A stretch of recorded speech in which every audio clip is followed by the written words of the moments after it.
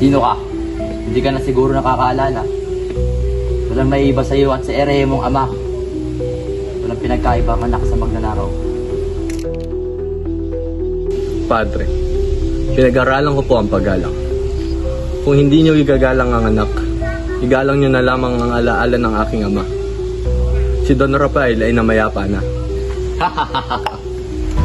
Ang iyong ama, karangalan, isang ereya at pulibistero, ang kanyang kaluluwa ay matagal nang sa impyerno. Dapat magpasalamat ka sa akin, Ibarra. Dahil ang kanyang bangkay matagal ko nang tinapon sa libingan ng mga walang pananampalataya. Di siya karapat-dapat kasama sa libingan ng mga Kristiyano. Isa pa, magsabi ka pa ng isa, Padre.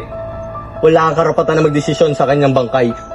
Sino ka para maging hukom na may kapal? Crisostomo, uminahon ka para sa akin.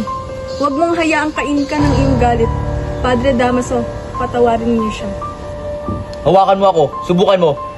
Ang pagiging pilibustero ay nasa iyong dugo. Sige, saktan mo ang sampari. Tignan natin kung sino ang kakampi ng bayan. Walang sino man na magtatanggol sa'yo. Ang pagpapatawad ay hindi nakakuha sa pangalipusta. Ang utang ko sa aking ama ay justisya.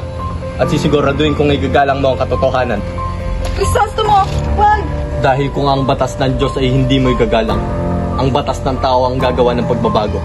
Hindi ko na po kayo kilala.